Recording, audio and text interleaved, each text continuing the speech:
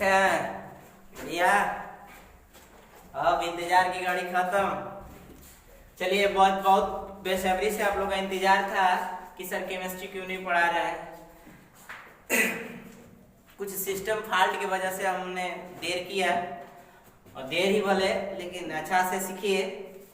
तो हम आप लोगों को याद है पिछले क्लास में बिलियन जो चैप्टर है उसको हम पढ़ा दिए थे ऑफलाइन द्वारा, और ऑफलाइन में कुछ ठोस अवस्था के जो चैप्टर पहला जो था फिजिकल केमिस्ट्री का वो भी पढ़ा दिए थे। अब ठोस अवस्था में पिछले क्लास में हमने पढ़ा था क्रिस्टल जालक के बारे में।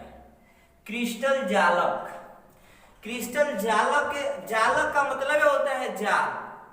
जैसे एक एक यूनिट सेल जो क्यूबिक सेल है ना, देख रहे हैं ना, यहाँ आप पढ़े होंगे ये क्यूबिक घनीय होता है ना, जो एक चौक का डब्बा हो वो घनीय होता है। तो एक एक इकाई सेल को अगर रखेंगे तो क्या एक आकाशीय जालक बनेगा। और जो इसका बिंदु होता है वो क्या होता है, जालक बिंदु कहलाता है। तो वही लिखे हैं, जैसे क्रिस्टल जालक क्या है, यानी किसी क्रिस्टल को उसके घटक कणों, किसी क्रिस्टल के उसके घटक कणों, कोई कहता है अवयवी कणों, कोई कहता है घटक, अंग्रेजी में उसको क्या बोलते हैं, कंपोनेंट बोलते हैं। जैसे परमाणु हो या अणु हो या आयन हो, ठीक है, कि व्यवस्थित रूप से सजावट के कारण निर्मित पदार्थ को क्रिस्टल जालक कहते हैं। क्या कहते हैं, क्रिस्टल जालक। ध्यान से समझिए, किसी क्रिस्टल को उसके घटक कणों, परमाणु, अणुओं या आयन के व्यवस्थित रूप से सजावट के कारण निर्मित पदार्थ को क्रिस्टल जालक कहते हैं। कोई दिक्कत? अब वही उसी में जो बिंदु है जिसको कहते हैं जालक बिंदु या जालक का स्थान, तो किसी क्रिस्टलीय ठोस में कणों के एक दूसरे का सापेक्ष स्थित बिंदुओं द्वारा प्रदर्शित की जाती है, जिसे जालक बिंदु या जालक स्थल कहते हैं। जैसे यहाँ पर जो क्रिस्टल बनाते हैं ये बिंदु है ना, यानी एक क्यूबिक में कुल कितने लैटिस पॉइंट, 8। कितना होगा, 8। जैसे 1 2 3 4 5 6 7 और 8, ठीक है। या हम ये भी बोल सकते हैं क्रिस्टल जालक को कि जालक बिंदुओं के नियमित एवं त्रिविमीय व्यवस्था क्रिस्टल जालक कहलाते हैं। समझ में आई बात? तो पहले आपको क्रिस्टल जालक समझ में है, इसको उतार लीजिए।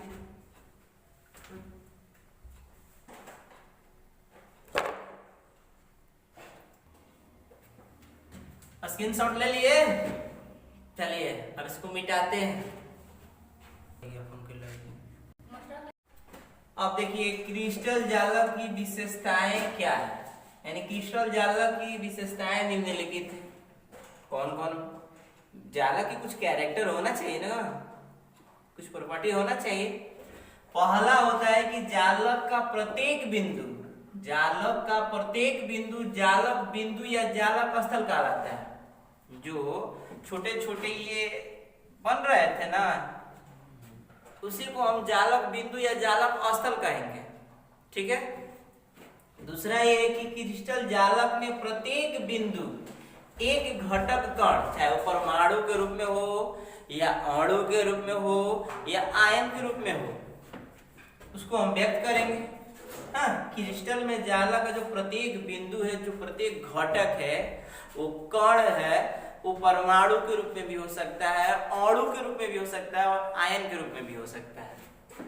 तीसरा पॉइंट ये है कि जालक बिंदुओं को सरल रेखा से मिलाने पर, जालक बिंदु को जब सरल रेखा से ऐसे मिलाएंगे, सरल रेखा मतलब सीधी रेखा, स्ट्रेट लाइन, सीधी रेखा, ठीक है। तो जालक बिंदुओं को सरल रेखा से मिलाने पर जालक की ज्यामिति प्राप्त होता है, एक आकृति बनेगा। जो बनाए थे ना, एक आकृति प्राप्त हो रही है कि नहीं समझ में आया? देखिए देखिए देखिए देखिए, कहने का मतलब ये जो जालक बिंदु है, अब इससे कोई आकृति प्राप्त नहीं हो रही है, इसको मिला दे रहे हैं,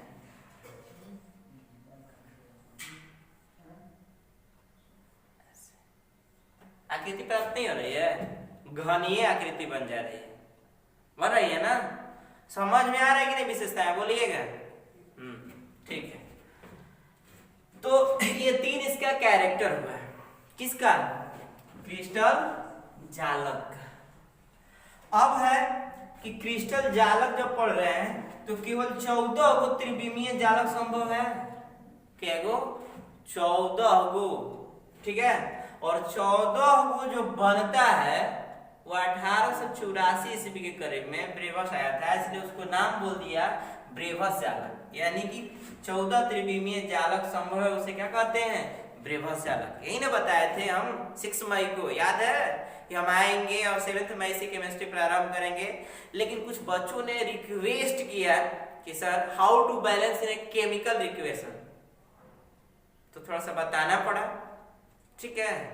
अब ये देखिए, ये YouTube क्लास है, थोड़ी सी परेशानी होती है लेकिन इतना कम नहीं है जो आप घर में बैठे इतना आनंद ले रहे हैं। समझ में आ रहा है ना? मुस्कुरा रहे हैं। देखिए इधर, अब देखिए एकक कोष्टिका पढ़ना है। एकक कोष्टिका किसे कहते हैं? तो क्रिस्टल जालक की वह सूक्ष्मतम इकाई, क्रिस्टल जालक की वह सूक्ष्मतम इकाई जो बार बार पुनरावृत्ति होकर, जो बार बार रिपीट करता है, हाँ, होकर किसी दिए गए पदार्थ के संपूर्ण क्रिस्टल का निर्माण करती है, उसको एकक कोष्टिका कहते हैं। उसी को इकाई सेल कहते हैं भैया, यही तो है एकक कोष्टिका। इसका दूसरा नाम है जो हम बताए थे आप लोग को। अब एकक कोष्टिका को डिवाइड करेंगे। एकक कोष्टिका को 2 भागों में डिवाइड किया जाता है। कौन से? 2 भागों में, ध्यान दीजिए कौन कौन।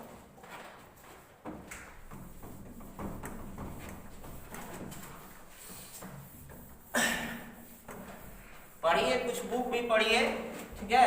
पर्सनली हम लोगों पर डिपेंड मत रहिए, कुछ पढ़ते रहिए। बुक है आपके घर में, हिंदी मीडियम की अच्छी अच्छी बुक है, उस राइटर्स को लीजिए और उसको पढ़िए, बहुत ही फायदामंद होगा, उसका सही आनंद लीजिए। चलिए, एकक कोष्टिका का 2 भेद। एकक कोष्टिका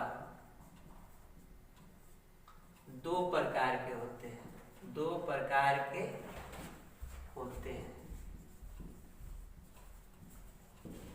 एकक कोष्टिका कितने प्रकार के होते हैं? 2 प्रकार के होते हैं। कौन कौन? कहीं कोष्टिका लिखता है, कोई कोष्टिका लिखता है, ठा भी लिखेगा तो कोई दिक्कत नहीं है, हाँ। एक होता है आग एकक कोष्टिका, पहला होता है आग एकक कोष्टिका।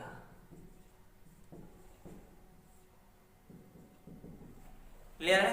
पहला होता है आग एकक कोष्टिका और दूसरा होता है केंद्रित एकक कोष्टिका। केंद्रित एकक कोष्टिका, यानी कि इकाई सेल में जो पढ़ रहे थे, यानी उसी को एकक कोष्टिका के नाम से देते हैं, हिंदी नाम है। देखिए, केमिस्ट्री में उबने की आवश्यकता नहीं है, हम है ना, बस आपको ये ध्यान देना है कि केमिस्ट्री में जो प्रश्न पूछे जाते हैं बिहार बोर्ड में, फिजिक्स का तो बातें अलग है, वो लेंदी क्वेश्चन रहता है जिसको पकड़ में आ जाता है। लेकिन केमिस्ट्री में परेशानी ये होता है ना, छोटे छोटे टुकड़ों में पूछा जाता है, अनंत गहराइयों तक लेकर जाता है और बच्चे मार खा जाते हैं। यही ध्यान देना है। और दूसरी की बात कि ये केमिस्ट्री अगर हिंदी मीडियम में पढ़ते भी है ना, तो उससे साथ ही साथ उसका अंग्रेजी भी जानिए। अगर नहीं जानते हैं तो बिहार बोर्ड उसी अंग्रेजी को हिंदी में कन्वर्ट करके नाम दे देता है, जो आप फंस जाते हैं। तो आप कहते हैं कि तो मास्टर पढ़ाई नहीं किया है, लिखवाई नहीं किया है, जबकि ये दोष देना बिल्कुल गलत बात है। आप भी कभी बुक पढ़िए, देखिए उसका दूसरा नाम क्या है, ठीक ना। तो देखिए, अब आगे एकक कोष्टिका क्या है, चलते हैं पहला पे। आग एकक कोष्टिका,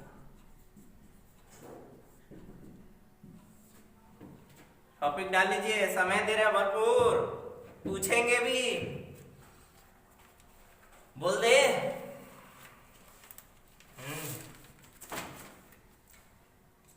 चलिए लिखिए कि जब अवयवी कण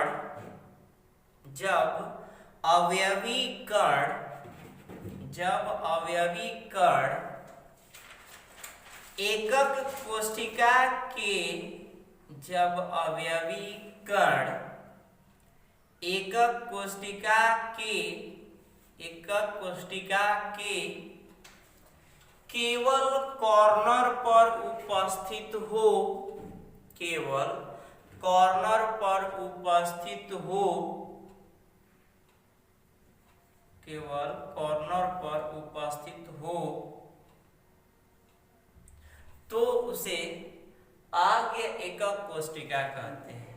तो उसे आज्ञ एकक कोशिका कहते हैं।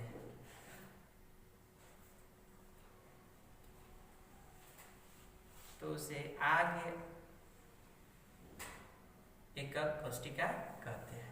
ठीक है, एक चीज और, एक लाइन बढ़ा लीजिएगा, लिख लीजिएगा इसमें कि इस एकक कोशिका में कोई आंतरिक बिंदु नहीं होता है। इस एकक कोशिका में कोई आंतरिक बिंदु नहीं होता है।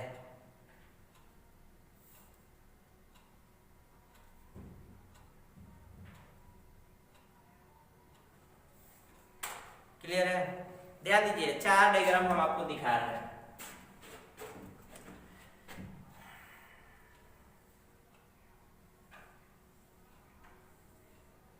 डायग्राम साथ साथ बनाइएगा।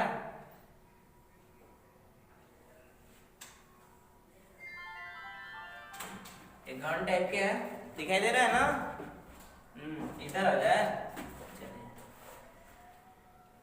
ये इसको मिला दीजिएगा आप, इससे इसको मिला दीजिएगा, इससे और इसको, इससे और इसको, इससे।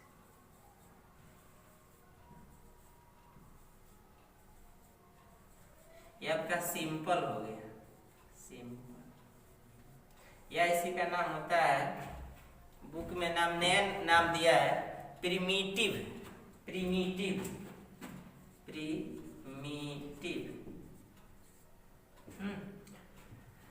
और एक होगा आपका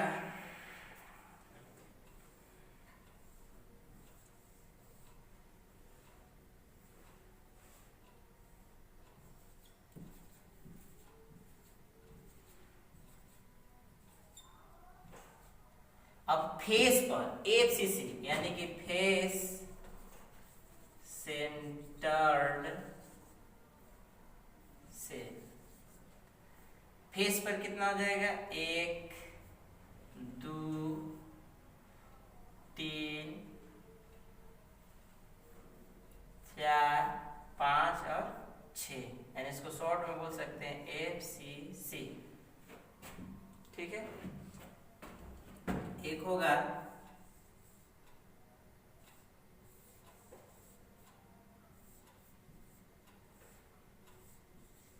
डायग्राम अच्छा से नहीं, आप लोग बना लीजिएगा इंच प्रकार लेकर।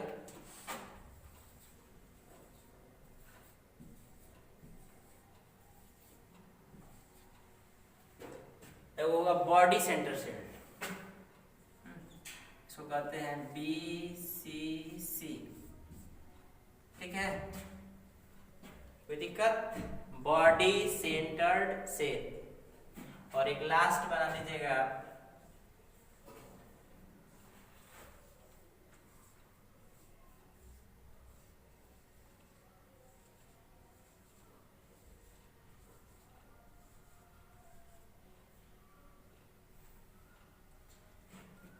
End centred cell, end centred cell ECC।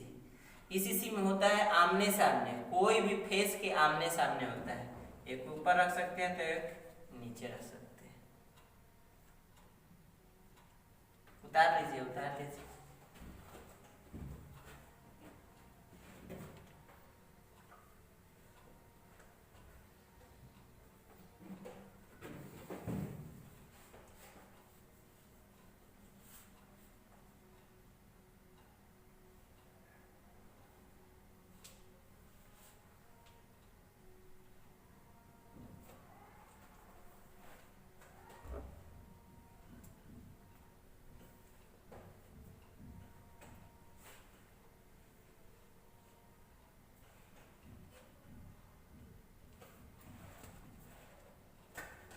हो गया।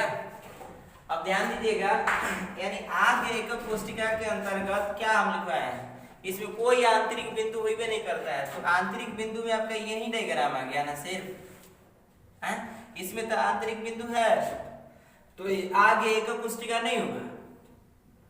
अभी किसमें आ जाएगा, केंद्रित एकक कोष्टिका में आ जाएगा ये तीनों diagram, face centred cell, BCC body centred cell और एंड सेंटर्ड सेल। कोई दिक्कत? तो आगे एकक कोष्टिका कुछ है नहीं, बस इकाई सेल को ही बोला जाता है। इकाई सेल का मतलब होता है इसके अंदर आंतरिक में कोई जालक बिंदु न हो, कोई जालक बिंदु न हो। क्लियर है? चलिए हम आते हैं अब केंद्रित एकक कोष्टिका पर, मिटा देना।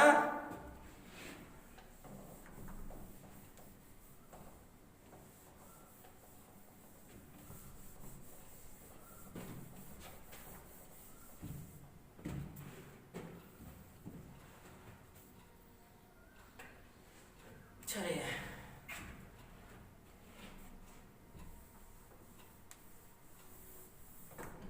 परिभाषा लिखिए, इसका बोलते हैं केंद्रित एकक कोष्टिका का,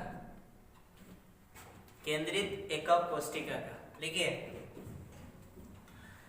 जब किसी एकक कोष्टिका में, जब किसी एकक कोष्टिका में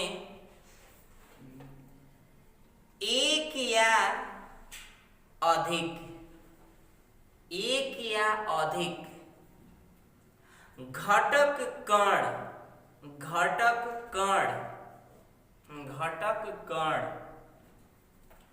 कॉर्नर के अतिरिक्त, कॉर्नर के अतिरिक्त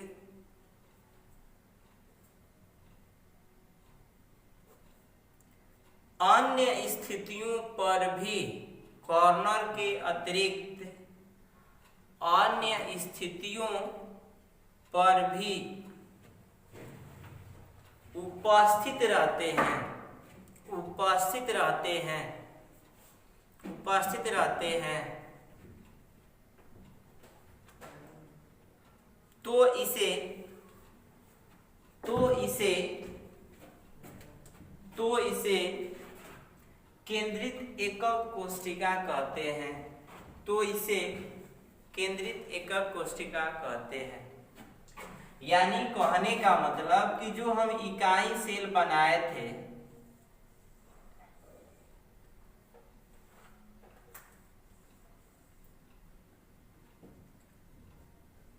ये इसको ऐसे, इसको ऐसे, इसको ऐसे, इसको ऐसे, 1 2 3 4 5 6 7 और 8, यानी कि इसमें जालक बिंदु जो है इसको बोलते हैं लैटिस पॉइंट, जालक बिंदु।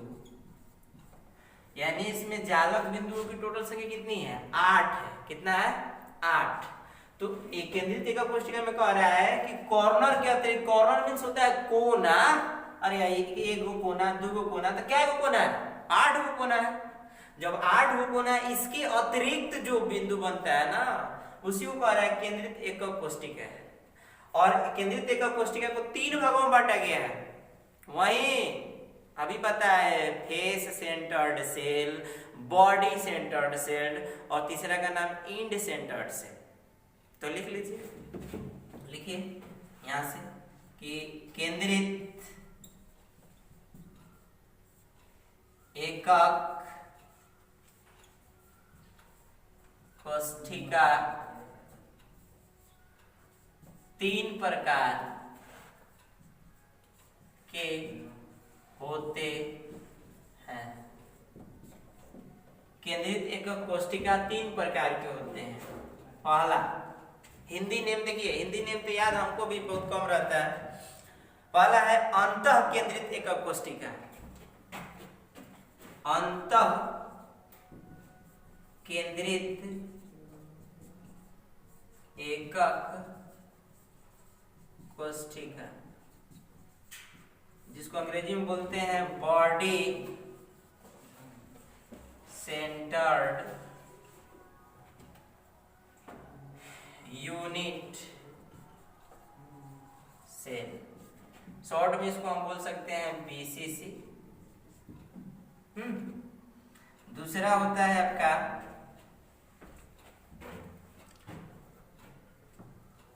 फलक केंद्रित, फलक केंद्रित एकक कोशिका, फेस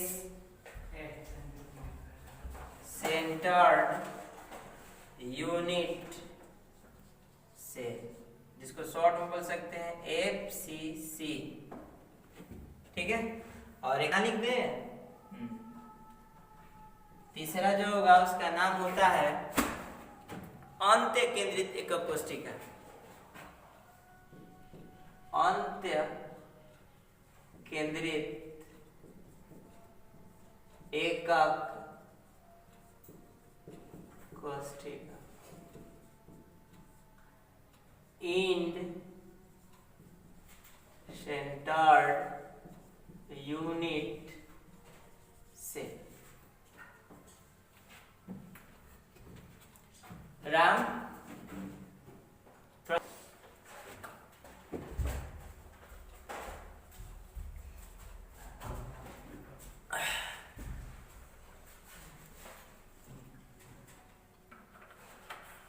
उतार लिए।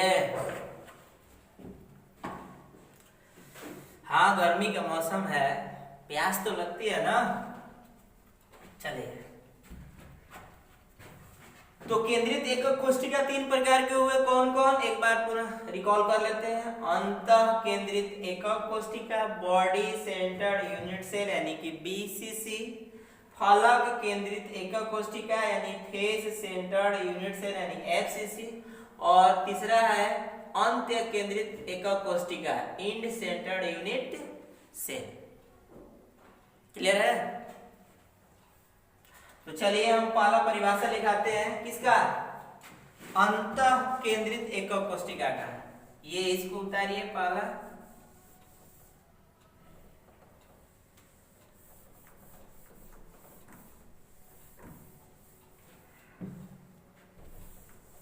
शॉर्ट में ही लिख देते हैं, नाम लिख लिया है ना, यानी पहला आप लोग लिखिए बीसीसी, बॉडी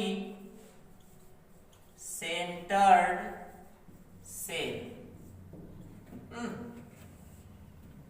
बोले परिभाषा, चलिए लिखिए, बोलते हैं, वैसा एकक कोशिका, वैसा एकक कोशिका, वैसा एकक कोशिका जिसके कॉर्नर पर, वैसा एकक कोशिका जिसके कॉर्नर पर अवयवी कोणों के, अवयवी कोणों के, अवयवी कोणों के उपस्थित के अतिरिक्त, उपस्थित के अतिरिक्त उसके अंतः केंद्र पर, उसके अंतः केंद्र पर, उसके अंतः केंद्र पर भी एक कण उपस्थित रहता है, भी एक कण उपस्थित रहता है,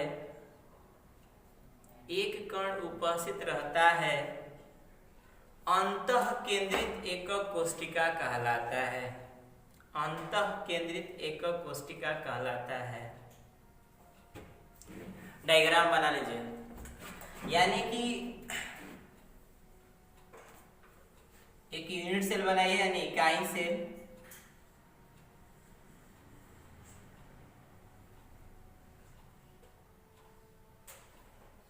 वन टू थ्री फोर 5 6 7 8, और एक बना दीजिए बीच में, इसका नाम है BCC, बॉडी सेंटर सेल।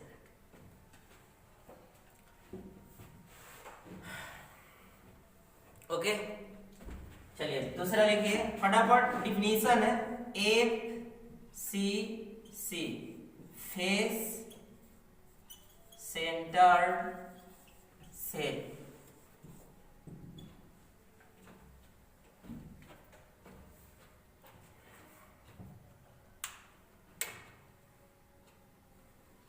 लिखिए वैसा एकक कोष्ठिका, वैसा एकक कोष्ठिका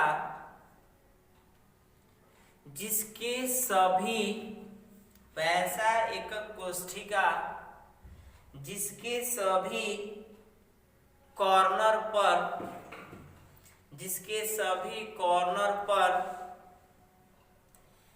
एक एक घटक कण, एक एक घटक कण की उपस्थिति के अतिरिक्त,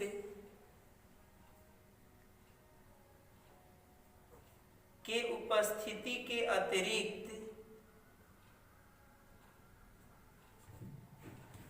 एक एक अवयवी कण, एक एक अवयवी कण उसके फलक पर भी, उसके फलक पर भी, उसके फलक पर भी उपस्थित रहता है, उपस्थित रहता है, उसे उसे फेस सेंटर्ड सेल कहते हैं, उसे फेस सेंटर्ड सेल कहते हैं।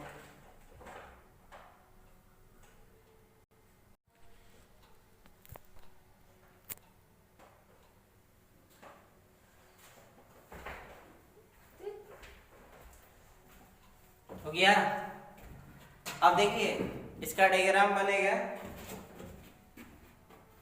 इसी पर देख लेते हैं फेस सेंटर्ड का। फेस का एक हो जाएगा, 2 3 4, एक अंदर 5, एक बाहर 6, यही आपका FCC।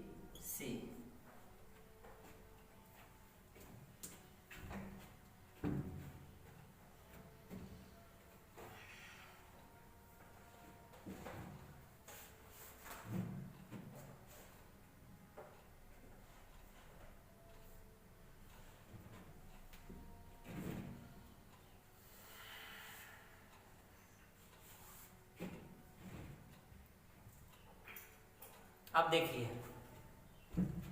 तीसरा पॉइंट है आपका ECC, इंड सेंटर्ड सेल।